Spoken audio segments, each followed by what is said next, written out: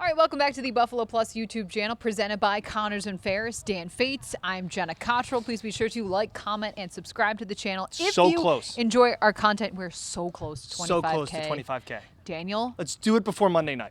And it's week 1 of the regular season. There's football here. It's also a big day for the Fates brand. Okay, we'll get into that. We will get into that.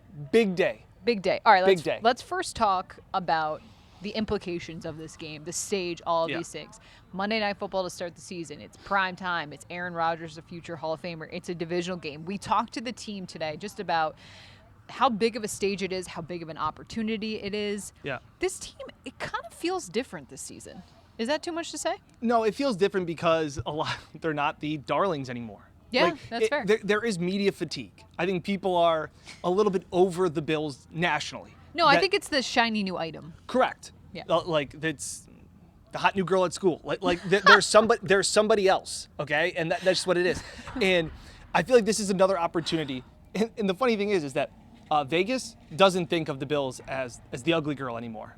In the sense of the Bills are still favored to go into MetLife and get a win. So like for as much as everybody's like, oh, the Bills don't have a chance. Von Miller was great today. He spoke about how the media is great and you guys are great and that you guys make these predictions and everybody's great. That's what makes football so great. So it is funny. I think there is a little bit of a different vibe where they're not this team that everybody's expecting to win, that other teams are being talked about, that there are other teams that seem closer to the Bills than in years past. But Jen, I think it's given the Bills a new mindset and new lease on the season. I feel like it's less aw shucks. I feel like it's more like we have a job to do. We've come close in years past. We haven't been enough. And I thought it was really interesting. One thing in particular that I've really heard a lot this preseason, this training camp, this now entering this regular season, is the team saying, be where your feet are. Mm-hmm.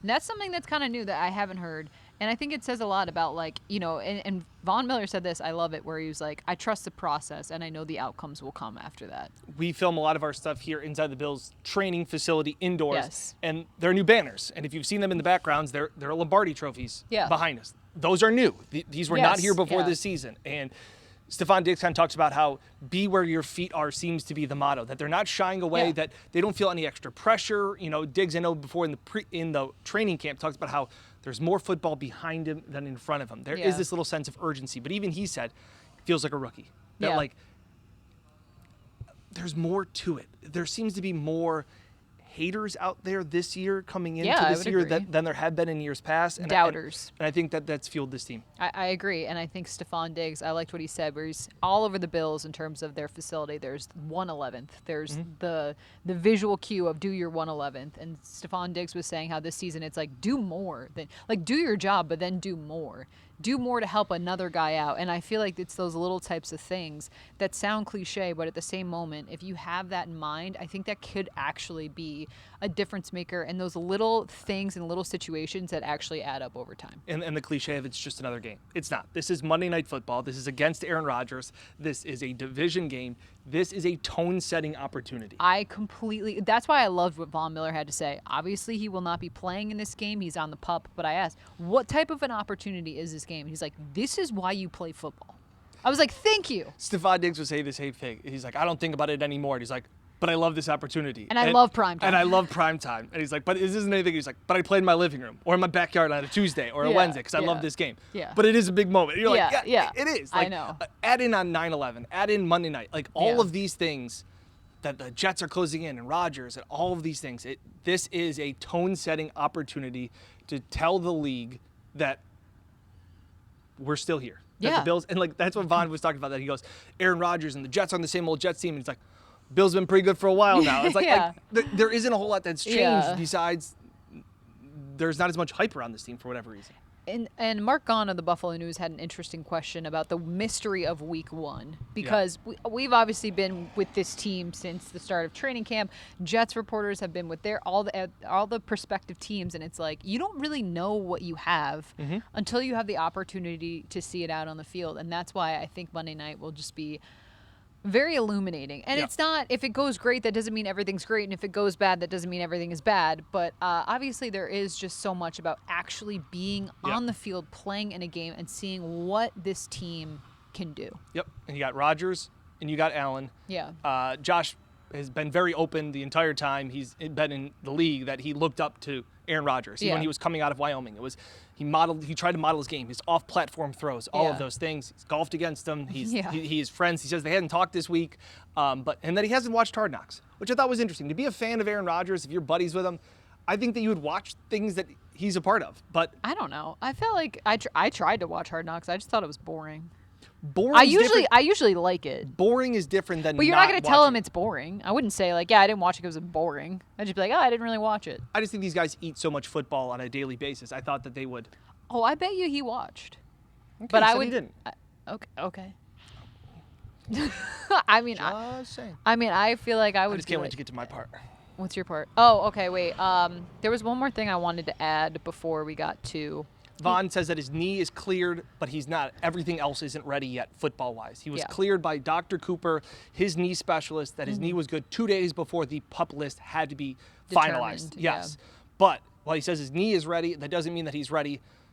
The rest of his body isn't football ready to go out there and start to play. His goal is to be ready for Week 5 in London, but we will have to wait and see. Vaughn, of course, eloquent as ever. Yeah, he always is. All right. Gas me up. All right, I will gas you up. Dan was right.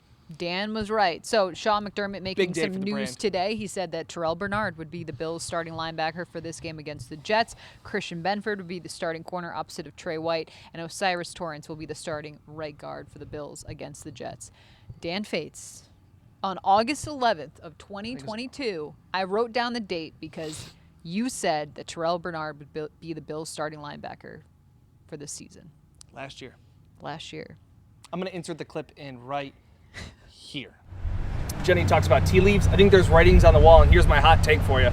Next year at training camp, when we come here, we'll be talking about Terrell Bernard being the starting middle linebacker for this Bills offense, or Bills defense. He has already run all of the second-team defenses as the middle linebacker, and we've all thought that he translates to a Matt Milano, and he said he tried to model his game after Matt Milano. Then why wouldn't they have him getting reps in Matt Milano's position? They don't. They have him getting reps as a middle linebacker, calling the plays. I think he'll put on 25 pounds, come back into next year, and be that guy that they're already thinking. And McDermott has complimented Bernard's instincts, the way that he processes the game. Yeah. What is Tremaine Edmonds? What's his weakness? Okay, but processing plays. Go ahead. Okay, I checked my phone because I wanted to check the date. It's Thursday, August 11th, so we have that take right there. But it is amazing. See, this is the thing. You're I'm right. trying to be humble. You're so bad at it. I know, I'm trying to be humble. The victory lap is what gets I know me. the comments are going to be like, oh, Dan, shut up. This is the worst. I will say it was a fiery take when you said it, and you were right. It was firing from the hip. Okay, it was amongst. That's how you live your life. Also, there's another video going back to last year that I said Tremaine Edmonds was a good linebacker on a great defense, and that a bad defense would pay him to be great. I nailed that one too. The Bears' defense was horrendous, and they paid him a lot of money. I would say, yeah. I think that's fair. But yes, I did the think linebacker guru. Yeah. When he was asked today, Sean McDermott, I thought for sure he would keep things close to the vest. I think we would wait till depth charts came right out and said that it would be Terrell Bernard. And the one thing that really sticks out, everybody talking about Terrell Bernard, going back to last year, instincts. He's an instinctual player. And I think that's why Christian Benford. I agree. The instinct is there. You see some talent from other positions, but at the same point, those instincts, I think Sean McDermott trusts that. He trusts what he sees. And he talked about how he wished, Bernard had that hamstring injury throughout the preseason, obviously inhibited his ability to be on the field.